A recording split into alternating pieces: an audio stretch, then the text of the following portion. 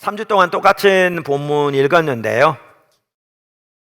지난 주일이 포도나무교회 창립 30주년 기념이었습니다.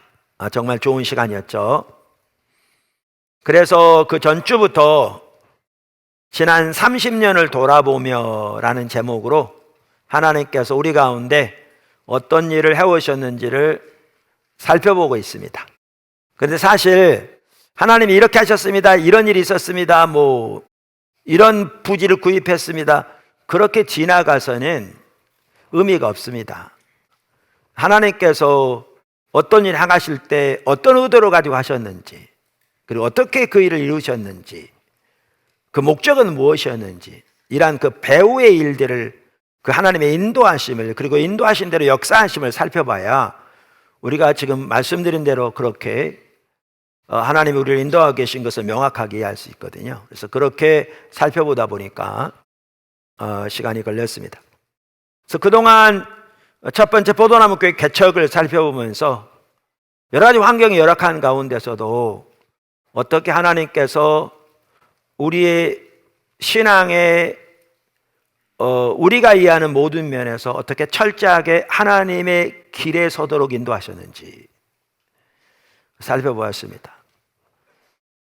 그 전에 저 개인적으로 하나님께서 어떻게 하나님의 얼굴을 구하는 사람으로 돌이켜 주셨는지, 그리고 그렇게 하나님을 집중적으로 찾는 가운데 이 시대에 하나님의 비전, 그러니까 우리의 사역을 하나님의 비전 어떻게 보이셨는지, 그리고 그것이 무엇인지, 그리고 어떻게 그러한 교회를 세우도록 인도하셨는지 등등을 살펴보고, 그렇게 매우 환경적으로 앞이 안 보이는 상황에서도 하나님만 의지하고 갔더니 하나님께서 교회를 이제 세우시기 시작하시고 어떻게 역사하셔서 또 분당에서 이 지금 현재의 장소인 용인으로 오게 하셨는지, 그리고 이 장소를 주실 때 하나님 주셨던 기도 제목은 무엇인지, 더 나아가 하나님이 샘물교회 선교회를 어떻게 세우시고 선교회를 세우신 목적이 무엇인지 등등을 살펴보았습니다.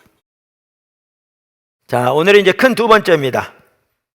큰 두 번째, 포도나무 교회 2기 사역. 포도나무 교회 2기 사역. 사실 30년을 돌아보기 때문에 이제 이러한 내용들을 살펴보더라도 내용들이 많겠죠. 그러나 이제 모든 걸 다 살펴볼 수는 없어서 그 중에 꼭 살펴보기를 원하는 이제 중요한 요점별로 살펴보고 있습니다. 자, 큰 두 번째, 포도나무교회 2기 사역. 그러니까 이런 부분도 제가 계획해서 한 게 아니고요, 우리 여태까지 온 모든 과정이 그렇지만 하나님께서 구체적으로 인도하신 겁니다. 때로는 제가 전혀 생각하지도 못했을 때. 그러니까 2008년도 우리가 2007년 7월 첫 주에 일이 입주했다고 말씀드렸잖아요. 2008년도에 주일 저녁 예배 시간에 제가 사도행전을 가지고 설교하고 있었습니다. 그 당시에는 제가 주일 저녁 예배도 설교했습니다. 그러던 중에 사도행전 9장 32절부터 설교할 차례였습니다. 저는 이렇게 어느 성경을 가지고 쭉 설교할 때에도 그냥 한 절 한 절 주석을 찾아서 그 의미를 살펴보고 설명하는 식 그렇게 설교하지 않습니다. 저는 이렇게 설교할 이 순서가 되어지면, 어느 장이나 이제 구절이 되어지면 그 구절을 읽고 묵상하는 중에 하나님께서 이 시점에서 이 구절을 통해서 설교하기 원하시는 부분이 무엇인지를 구합니다, 하나님께. 그러면 대부분의 경우에 주님이 이러이러한 부분들을 나누기를 이렇게 쫙 보이십니다. 깨닫게 하십니다. 그리고 그걸 정리해서 이제 구체적으로 준비하기 위해서 하는 중에 배경이 더 자세하게 아는 게 필요하고, 그러면 이제 주석도 보기도 하고 성경 사전을 보기도 해서 보충하지만 이제 그런 방식으로 설교합니다. 그런데 사도행전 9장 32절부터 설교할 차례인데 제가 성경을 아무리 읽고 아무리 기도해도 뭘 설교할지가 안 보이는 거예요. 정말 힘들죠. 그래서 기도하고 찾는 중에 결국 다른 부분을 설교했습니다. 그 다음 주에도 그렇고요, 무려 4주 동안을 그렇게 했습니다. 그래서 그 4주 동안 어느 한 부분을 쭉 살펴보았습니다. 5주째가 되었습니다. 그러니까 지난 4주 동안 그 구절을 동일하게 보고 동일하게 기도하고 은혜를 구했는데 아무것도 어떻게 설교할지가 안 보인 상황이었던 거죠. 5주 때 다시 말씀을 준비하기 위해서 그 구절을 딱 보는데 갑자기 성령께서 그 윗절을 보라고 그러신 마음을 주더라고요. 그 윗절이 사도행전 9장 31절이었습니다. 그래서 그 윗절이 이 구절입니다. 저기 나오죠. 그리하여 온 유대와 갈릴리와 사마리아 교회가 평안하여 든든히 서가고 주를 경외함과 성령의 위로로 진행하여 수가 더 많아지니라. 근데 제가 이 구절 딱 읽는 순간에 선명하게 전체적인 윤곽이 보이더라고요. 그러니까 저 같은 경우에는 하나님께서 저에게 하나님의 의중과 뜻을 보이실 때 사용하시는 방법 중에 하나는, 그게 유일한 건 아닙니다만 많이 사용하시는 방법 중에 하나는 전체적인 하나님의 의도와 뜻이 스크린에 보인 것처럼 선명하게 딱 깨달아집니다. 환상이 보인다는 게 아니고 눈에 뭐가 보인다는 게 아니고요, 하나님의 의도와 뜻이 전체적으로 그 윤곽이 또렷하게 보입니다. 또렷하게. 하나님은 창조주 하나님이고 우리 모두를 각기 다르게 창조하셨기 때문에 각자에게 사용하신 방법은 각기 다릅니다. 근데 저 같은 경우에 이제 그렇게 많이 사용하십니다. 그래서 이 구절을 딱 보는 순간에 제 눈에 뭐가 보이냐면 한 챕터가 딱 닫혀지는 게 보이더라고요. 무슨 말이냐면 많은 학자들이 사도행전의 중심 구절로 1장 8절을 들거든요. 오직 성령의 너희에게 임하시면 너희가 권능을 받고 예루살렘과 사마리아와 온 유대와 사마리아와 땅끝까지 이르러 내 증인이 되리라 그랬잖아요. 그런데 여기 보시면 이제 예루살렘과 온 유대와 사마리아까지는 됐다, 지금 그 얘기잖아요. 여기 보시면 온 유대와 갈릴리와 사마리아.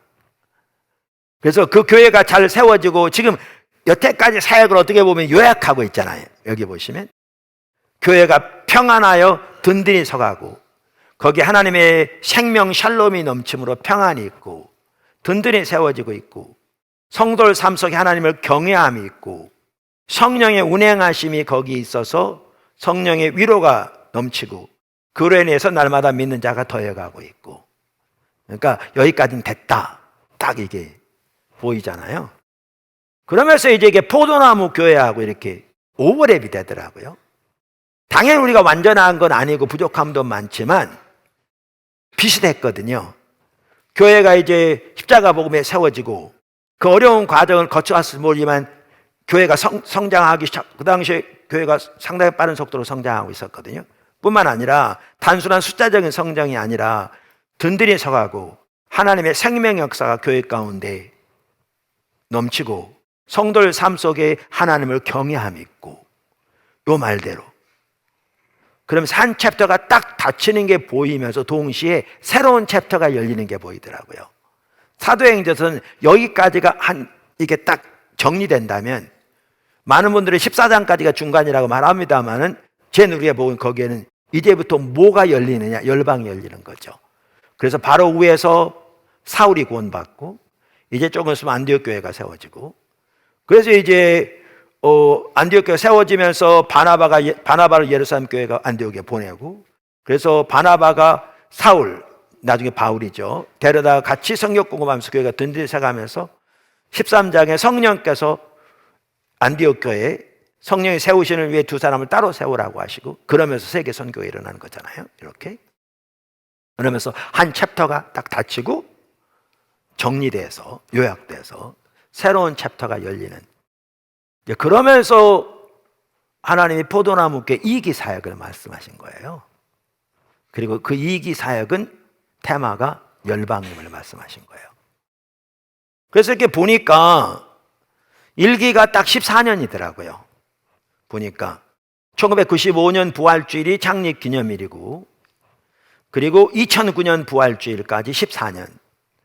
핵심 테마는 말씀드린 대로 회복. 그리고 제2기가 이제 시작되는데 2009년 부활주일에서 14년, 2023년 부활주일까지 14년인데 테마는 열방인 거죠. 세 번째, 포도나무 교회 3기 사역, 선교적 교회. 이렇게 주님을 따라오던 중에 하나님이 우리를 일터 사역으로 인도하셨습니다. 그러니까 저 같은 경우에 늘 성도들을 어떻게 성도들의 일터에서 하나님의 영광을 살게 할까, 이게 늘 부족함을 느꼈어요. 왜냐하면 저는 직장 생활을 젊어서 고등학교 졸업하고 상고 졸업하고 5년 동안 해본 것밖에 없거든요. 그리고 5년 동안 그 사이에 제가 방위 군복무를 했기 때문에 실제 직장 생활은 그것도 아니고, 그리고 저는 고등학교 3학년 때부터 하나님께서 목회자로 부르셨기 때문에 제가 맡겨진 일은 충실하게 했을지 모르지만 남은 시간은 그러니까 시간 다해서 준비하고, 또 미국 유학을 말씀하셔서 준비하고 있었기 때문에 실제로 직장을 통해서 어떻게 하나님의 영광을 위해서 살 것인가, 이 부분에 무장되지 않았거든요. 근데 성도들을 그렇게 무장시켜야 하는데 어떻게 할지 모르겠더라고요. 늘 그런 마음이 있었는데 평소 때 알고 지내던 선교사님 한 분이, 그분이 우리 교회 성도 아버지기도 해요. 그분이 이렇게 알고 지냈지만 연락이 이렇게 자주 있었던 것도 아닌데 2019년 상반기에 필리핀 마닐라에서 있었던 제1차 일터사역 포럼, 로잔 운동이 지체하는 1차 일터사역 포럼, 글로벌 워크플레이스 포럼 2019, 1차 그 포럼에 있다고 저를 알려준 거예요. 근데 제가 듣자마자 이거다 싶더라고요.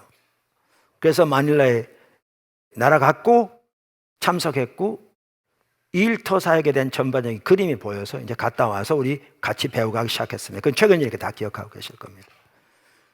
그러면서 하나님께서 우리를 선교적 교회로 인도하셨는데 과정은 쉽지 않았고, 특별히 코로나 기간 동안 쉽지 않았고, 또 그래서 원고까지 올려가면서 따라가고 여러 번 나눴습니다. 그랬더니 보니까요, 하나님이 우리를 선교적 교회로 인도하고 계시더라고요. 그리고 나는 몰랐었는데 그때 보니까 3기로 접어들었더라고요. 나중에 보니까. 그래서 1기가 언제냐면 1995년 부활주일부터 2009년 부활주일까지 14년. 핵심 테마는 회복. 2기가 2009년 부활주일부터 2023년 부활주일 14년 열방. 그리고 3기 2023년 부활주일부터 2037년 부활주일까지 14년. 테마는 제가 부흥 그랬는데 이자 보시면 알겠지만 제가 물음표를 다 달았어요. 아직 확실히 안 보이는데요. 주님이 또렷하게 보이신 건 없는데 혹시 이렇게 생각하고 있는 거죠. 그러면서 하나님께서 우리를 선교적 교회로 인도하시는데요. 선교적, 우리 모두가 십자가 복음의 삶을 살되 그것이 선교적 삶으로 열매 맺는, 그리고 우리가 살되 초대교회가 살았던 삶의 방식을 따라 그 삶을 살도록 우리를 인도하시는 거잖아요.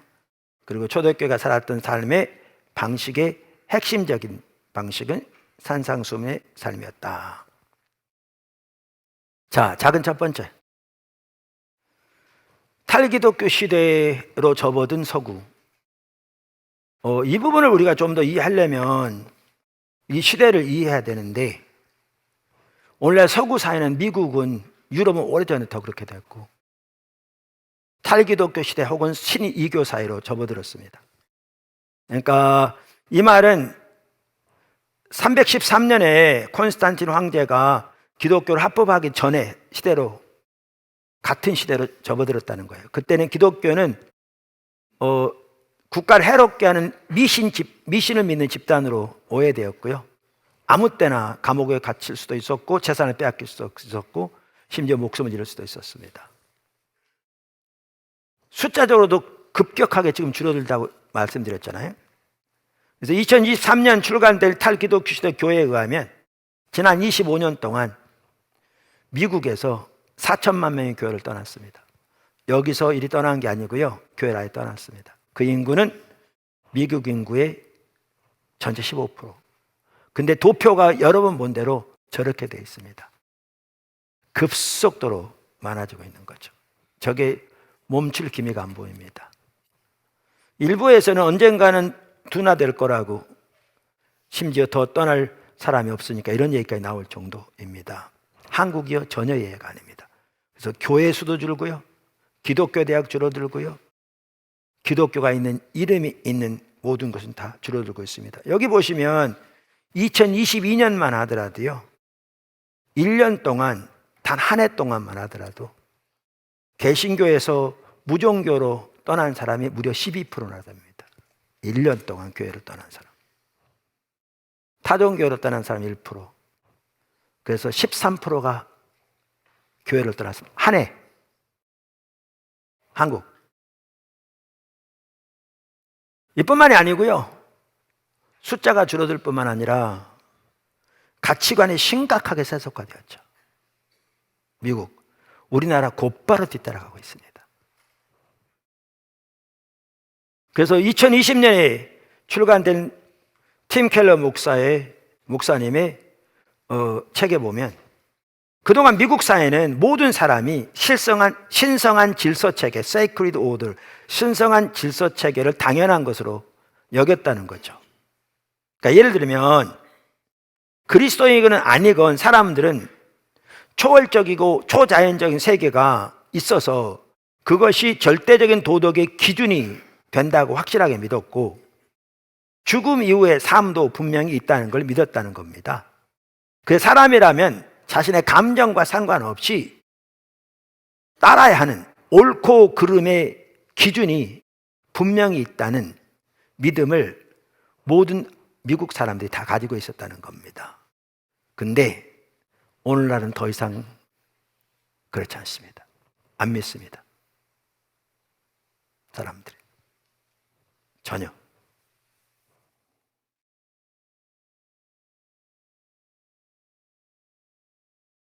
그래서 지난번에 나눈 대로 성혁명에 대한 것만 하더라도 여러 번 나눠 좀 식상할 수 있는데 간단히 말씀드리면, 나는 남자의 몸에 갇힌 여자입니다. 자기는 원래 여자가 자기의 정체성인데 남자의 몸으로 태어나서 그 속에 갇혀 있다. 그래서 외식하는 삶을 살다니까 이게 너무나 행복하지 않고 그 외식하는 사람이 싫다, 이런 거잖아요. 왜 이렇게 되냐면 이게 갑자기 그렇게 된 게 아니고요, 사회가 그 소위 엘리트들의 사상가들의 영향을 받았는데, 특별히 1960년대부터 미국 아들은 급속도로 세속화되면서 지금 말씀드리는 게 당연한 것으로 받아들인 것으로. 그래서 그들은 내 정체성은 내 느끼는 대로 내가 결정하게 되는 거죠. 외부적인 여건과 상관없이. 그러니까 하나님이 우리를 하나님의 형상으로 창조하셨다? 아예 그 개념은 사라져 버렸고요. 그리고 이게 프로이드의 영향인데 자신의 정체성과 성적 만족을 연결시켜 버린 거죠. 그러니까 이렇게 돼 버린 겁니다. 그래서 원래 그렇게 된 데는 루소, 낭만주의, 니체, 마르크스, 프로이드 같은 사람들의 사상에 영향을 끼쳤는데요, 원래 미국 사람 하더라도 대학 다니면서 이런 사람은 책을 전혀 한 권도 안 봤을지라도 이들의 영향을 받아서 사회 전체가 당연한 것으로 받아들이는, 이걸 찰스 테일러는 사회적 상상이라고 그러는데, 이 당연한 것으로 받아들이는 것이 돼버렸기 때문에 그것이 학교건, 그것이 재판부건, 그것이 교수건, 그것이 일반 국민이건 다 그렇게 당연한 것으로 받아들이기 때문에 이렇게 돼버린 거죠. 그래서 지난번에 나눈 대로 우리가 이제 폭력하면 신체적 폭력이 있잖아요. 근데 신체적 폭력 못지않게 언어적 폭력도 있고요, 정신적 폭력도 있어요. 심각한 거죠. 그러면 아까 말한 대로 나는 남자의 몸에 갇힌 여자입니다, 이렇게 했을 경우에 누가 그걸 비웃었다. 그러면 그것을 어떻게 오늘날 미국에서 인정하냐 하면 정체성에 대한 폭력으로 보는 거죠. 근데 여기에 중요한 게 뭐냐 하면 정치적 방법은 해결책이 아니라는 겁니다. 정치적 방법은 해결책이 아니라는 겁니다. 이렇게 될 때 많은 사람들이, 특별히 기독교인들이 정치적으로 해결하려고 합니다. 이걸 아주 잘 다룬 책이 제임스 데이비스 헌터입니다. 팀 켈러 목사님이 거기에 뭐라고 추천서를 썼냐 하면, 세상을 변화시키는 방법에 대해 어떤 작가나 사상가도 나에게 어떻게 문화가 변화되는가라는 중요하고 복잡한 주제에 대해 제임스 헌터만큼 많이 가르쳐주지 못했다고 말할 만큼 그렇게 썼습니다. 저 책의 부제가 그거예요. 포스트 모던 시대의 정치신학의 한계와 가능성. 이 시간은, 오늘날은 모든 게 정치화되어 버렸거든요. 우리나라도 거의 그렇게 돼버렸고요. 미국 앞장서 이렇게 돼버렸고요. 그렇게 돼버린 상황에서 그리스도인과 기독교 단체들이 정치를 통해서 문화를 변화시키려고 하는지를 이 저자가 잘 분석합니다. 그러면서 그 문제점을 예리하게 파헤쳐요. 그러면서 역사적으로 보더라면 그게 해결책이 아니라는 겁니다. 찰스 테일러라고 아까 4명의 그 추천한 분 중에 2명은 현존하는 기독교 철학자 중에 뛰어난 2분인데요. 그 중에 한 분이 찰스 테일러입니다. 이 책을 소개하면서 이렇게 썼어요. 그리스도인은 세상에서 어떻게 행동해야 하는가? 오늘날 가장 일반적인 답변은 정치에 가담해서 행동하는 것으로 보인다. 하지만 그간에 보여준 대다수 기독교 정치활동의 양식, 가로 열고, 유독 기독교 우파에서만 그런 것은 아니지만 그들에게서 가장 명확하게 드러난다, 가로 닫고. 오늘날은 저 심각한 문제가 좌파보다 우파에 더 문제가 나타나고 있습니다. 미국도 한국도. 학자들이 지금 하고 있는 얘기입니다. 정치활동의 양식은 분노와 피해의식을 연료로 공급하여 강력한 권력의지와 자기 적대자들을 악마로 만들려는 성향을 가지고 추진하는 정치였다.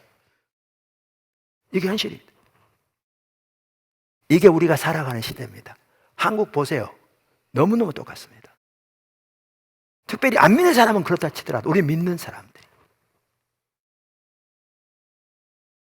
그러면서 이렇게 얘기합니다. 이런 정치 형태는 곧 현대문화가 지니고 있는 최악의 요소에 항복하는 것이다. 헌터는 이렇게 역설적이고 비참한 현상을 예리하고도 통찰력 있게 분석하고, 문화와 사회 안에서 신실한 현존, 이게 성교적 삶입니다. 정확하게 를 현대 기독교인들을 위한 대책으로 신중하게 제시한다. 보세요. 그러니까 우리가 정치에 있어서 우리의 정당한 의사를 표현하는 거 하지 말라는 얘기가 전혀 안 해요. 옳지 못한 법이 통과되지 못하도록 우리가 할 수 있는 범위 내에서 우리의 의사를 표시하는 건 해야 돼요. 저도 앞장서서 하고 우리 교회도 같이 하자고 얘기하고 있고. 문제는 이렇게 정치적인 방법으로 해결되지 않는다는 거예요. 자, 초대교회가 오늘날 교회가 하는 것처럼 그렇게 정치화로서 문제 해결했다면 어떻게 됐겠어요? 없어졌을 겁니다. 근데 초대교회는 예수님 방법을 따랐습니다. 우리가 이미 살펴봤잖아요. 철저하게 십자가의 방법, 사랑의 섬김의 방법, 예수님이 말씀하신 그 방법대로 살았고요. 그 삶을 통해 로마를 삼켰습니다.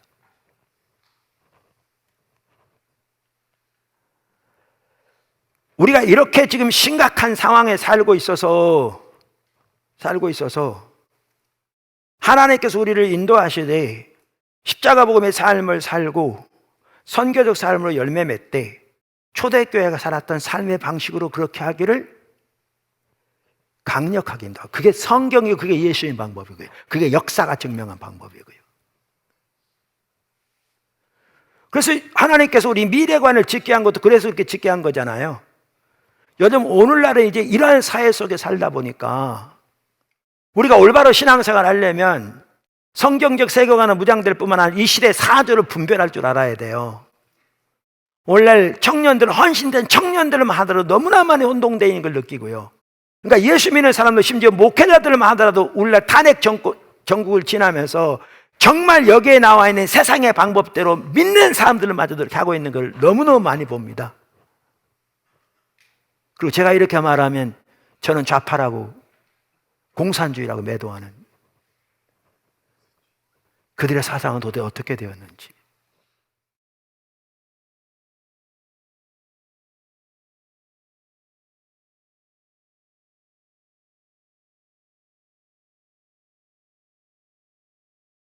그렇게 가야 되고요. 그래서 하나님이 미래관을 짓게 하신 거잖아요. 이거요, 학교를 왜 지은 거 아니에요. 이제는 교회가 다시 학교를 해야 돼요. 사실 어차피 교회 역사적으로 학교, 교회가 시작했고 대학도 교회가 시작했어요. 역사적으로, 세계적으로. 근데 우리나라도 기독교 초기 교회가 학교를 시작했어요. 왜? 문맹률이 많았으니까. 지금은 근데 이렇게 성도들이 무장되도록 학교가 필요해요. 그래서 도서관 짓게 하신 거잖아요.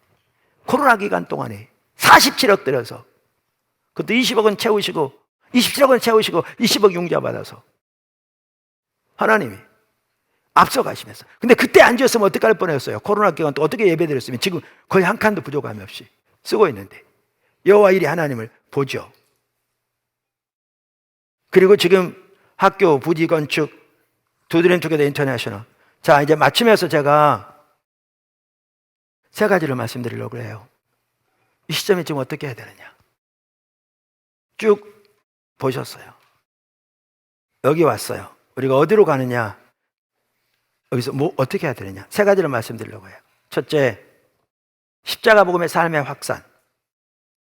하나님이 그 일을 하고 계신 것 같아요. 일본 교회 중심에 우리를 지금 집어넣고 계시잖아요.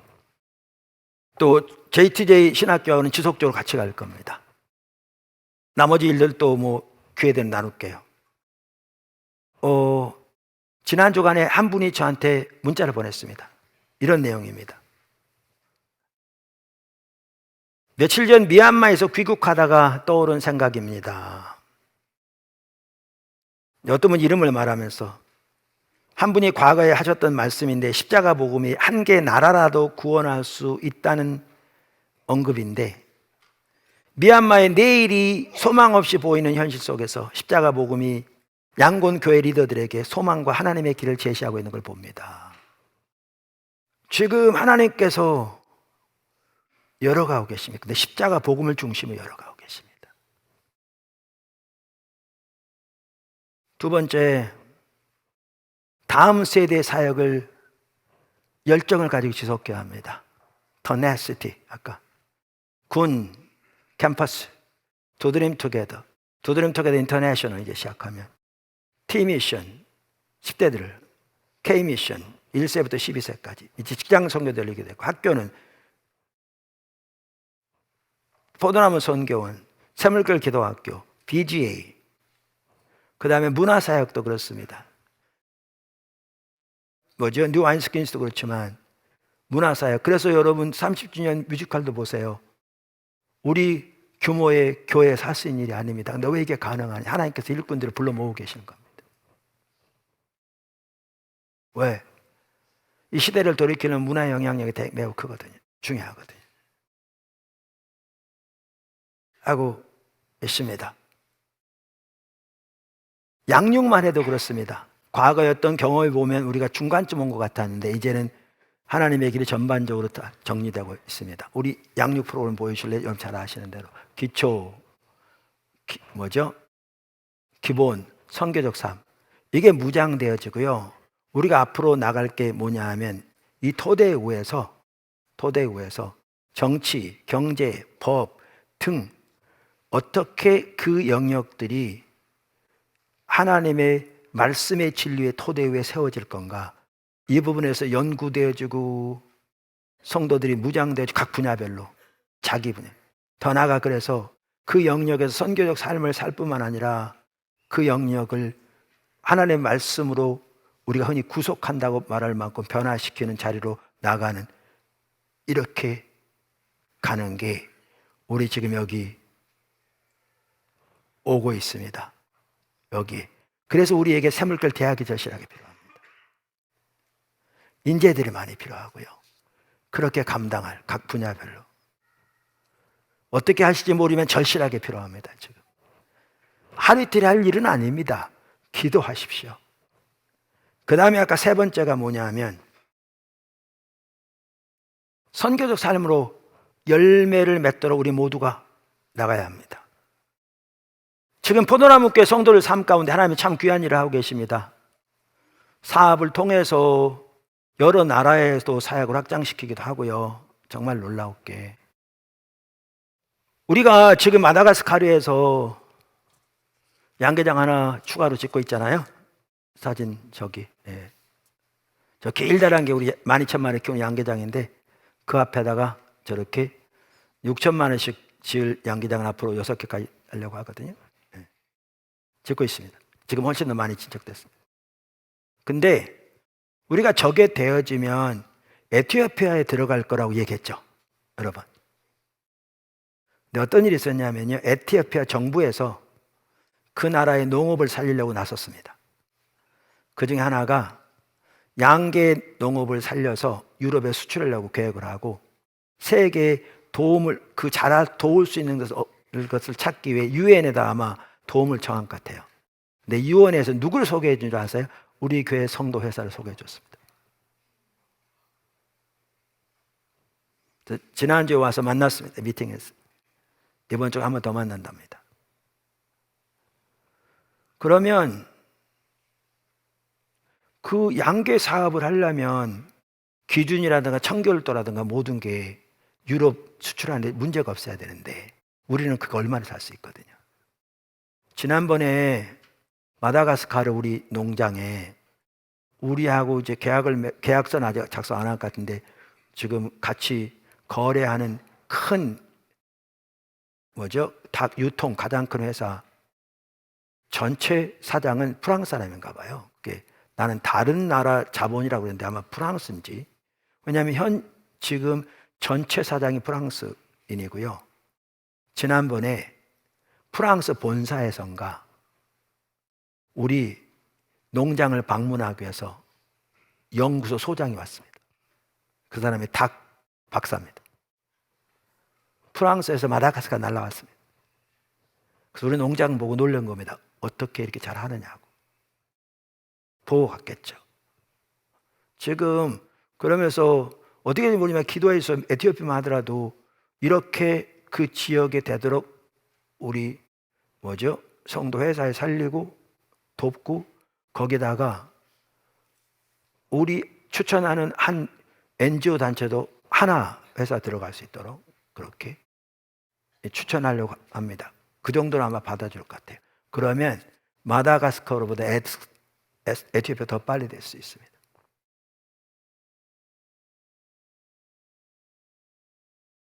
어제 한 형제가 나한테 문자 보냈습니다. 양계 농장하는 형제입니다. 올 부활주일에 주변에 대형교회, 군부대, 카톨릭 여러 곳에서 주문 들어온 바람에 어느 때보다 바쁜 한 해를 보냈다, 부활주일을. 그러면서 그전 때부터 하나님의 꿈을 주신 게 동물복지유통센터를 건립하려고 하는데 부지 구입, 그 다음에 건축 많은 돈이 들어가는데 우리가 개미군단을 하는 걸 지혜를 얻어서 그분들에게 정기적으로 구독하는 수가 늘어나서 감당할 수 있을 것 같다, 이자가. 근데 요게 단순한 돈벌이가 아니라 동물복지유통센터 개혁되면 우리나라뿐만 아니라 그것이 에티오피아, 필리핀 등 농장에서 생산되는 계란을 전체적으로 유통해서 지역을 살리고 유통을 살리는 일에 요긴하게 쓰일 것 같다. 이게 지난 한 주에 저에게 보고된 내용입니다. 제가 이걸 보면서 그 전부터도 들은 얘기들 볼 때에 하나님께서 성도들 삶 속에 많이 일하고 계세요. 교회를 이렇게 전반적으로 쫙 인도해 가시면서 그 나눈 하나하나의 내용들이 선교 삶 그대로잖아요. 지역을 살리고 그래서 때로는 더 나아가 국가를 살릴 수도 있고 그리고 사람들의 가정을 회복시키고 궁극적으로 이러한 부분들이 또 합해져서 마다건 에티오피아건 교회들을 양육하고 목회자들을 양육하고 훈련하고 사실 우리가 앞으로 어느 정도 수익 기반이 되면 그렇게 할 것 같아요. 25만 평 부지가 있잖아요. 거기다가 사료도 할 수 있을 것 같고요. 그리고 되어지면 지금 짓고 있는 거기에는 4만 마리까지 키울 수 있도록 지을 수 있는데 어떻게 될지 모르지만 좀 더 넓은 장소에서 양계를 위해서는, 육계를 위해서는 옮기고요. 거기 있는 것은 전체를 계란을 생산하는 곳으로 바꿔도 에티오피아가 가난한 나라가 우리나라보다 계란값이 2배거든요. 그럼 우리가 대규모로 가격을 낮추면 다른 데는 안 낮출 수가 없을 거거든요. 하나님께서 이렇게 일하고 계셔서, 그래서 다시 나누면 하나님께서 십자가 복음을 넓혀 가시는데 이분들에게는 선교적 교회를 나눌 수 없습니다. 준비도 안 됐을 뿐만 아니라 혼동반대니까 철저하게 십자가 복음의 삶을 살고 무장되어 교회가 세워지도록 적져 나가야죠. 근데 우리는 그렇게 통로가 될 선교뿐만 아니라 우리 자신이 십자가 복음의 삶을 살고 더 나아가 이기에 보이신 대로 하나님 보신 다음 세 전체를 테나시티, 불굴의 끈기를 가지고 이루어지도록 나갈 뿐만 아니라 전반적인 그림을 보고, 그리고 우리의 삶에서 모두가 선교적 삶의 열매 맺도록 나가야 합니다. 그게 지금 포도나무 교회 나갈 길입니다. 그럼 저는 이렇게 낌새를 봅니다. 이렇게 나가면 어쩌면, 아직 모릅니다. 이건 제가 단정적으로 말 못합니다. 왜냐하면 하나님 저에게 감동 주신 것도 아니고 저에게 보인 것도 아니고 그냥 제가 추측하는 거니까. 왜냐하면 우리에게 보이신 하나님의 비전이 회복과 부흥이니까 추측하는, 그래서 물음표를 달아놨습니다. 어쩌면 이렇게 가는 가운데 하나님의 부흥이 임한다면 그러면 요한의 순례 시대 같은 부흥이 임할 것 같아요. 그때 하나님 부흥이 임해서 영적으로만 살릴 뿐 그 나라 전체를 살렸거든요. 더 나아가 그 요한의 순례의 아들, 영적인 아들이라고 표현하는 대로 윌리엄 캐리 인도 가서 그 엄청난 결과를 냈고, 그리고 또 우리가 여러 번 살펴본 대로 그 영국에서도 그렇게 데로 밀러 그 책에 보면 요한의 순례의 또 다른 아들이라고 할 수 있는, 아들이 진짜 아들이에요. 그 영적 영향을 받는 윌리엄 윌버포스, 그분은 신앙이 좋아서 주변에서 목회자 되라고 선교사 되라고 그러는데 하나님의 그는 정치로 부르셔서, 그는 자선사업과 사회개혁가인 반면에 영국의 의원이었는데 그분은 대영 제국에서 노예 제도를 폐지하는 데 앞장서서 결국 그의 임종하기 하루 전인가 이틀 전인가 영국 의회에서 노예 제도가 영원히 폐지됐잖아요. 뿐만 아니라 그러한 영향을 받은 클라팜 공동체가 그 당시 세워져서 영국의 주요한 변혁을 가져오는 복음주의자들로 이루어진 그 리더들로 이루어진 단체였는데 그렇게 놀라웠게 쓰였잖아요. 하나님이 한편으로는 우리를 아까 말한 그렇게 인도해 가시면서 어쩌면 이런 결과도 가져올 수 있도록 하실지도 모릅니다. 우리가 깨어서 집중적으로 갈 수만 있다면. 이런 주님이 앞서가고 계시는 거예요. 그것을 여러분에게 보여드리고 싶었습니다. 알려드리고 싶었습니다. 그래서 30주년 돌아보면서 했는데 한 타임이 안 돼서 이렇게 세 타임까지 나누게 되었습니다. 여러분, 포도나무께 지체라 모두가 그렇게 하나님의 하심을 잘 주시고, 특별히 여러분 한 분 한 분 지금 하나님 여러분 주변에 뭘 하고 계신지 잘 보셔야 돼요. 제가 아까 말씀드린 또 다른 한 분 빼먹었네. 한 분은 사업하는 분인데 직장인인데요, 하나님께서 이렇게 놀라운 계획을 보이시면서 인도에 가신다고, 그래서 어떤 분을 만나게 되는데 그 결과는 어떻게 될지 모르지만 하나님께서 이렇게 비즈니스에서 어떻게 비즈니스 도울 수 있는지 보인다고 그랬는데, 이 한 분 한 분 모두가 다 주님을 찾는 분들이에요. 주님을 찾고 내 주변에 주님 뭘 하고 계신지, 그리고 주님의 뜻이 보이지만 헌신하고자 하는 열망을 가지고 주님을 찾고 주님 뜻을 구하고 하나님 얼굴을 구하는 자를 설 때 주님이 여러분 삶 속에 일하고 계신 하나님 일을 보게 하실 것이고, 그래서 그렇게 하나님과 구체로 동행하는 삶이 될 겁니다. 그래서 여러분 모두가 듣는 것으로 만족하지 말고 그렇게 주님을 찾는 가운데 여러분 주변에 일하고 계신 하나님 발견하고 한 명도 빠짐없이 그렇게 갈 수 있기를 주님을 축원합니다.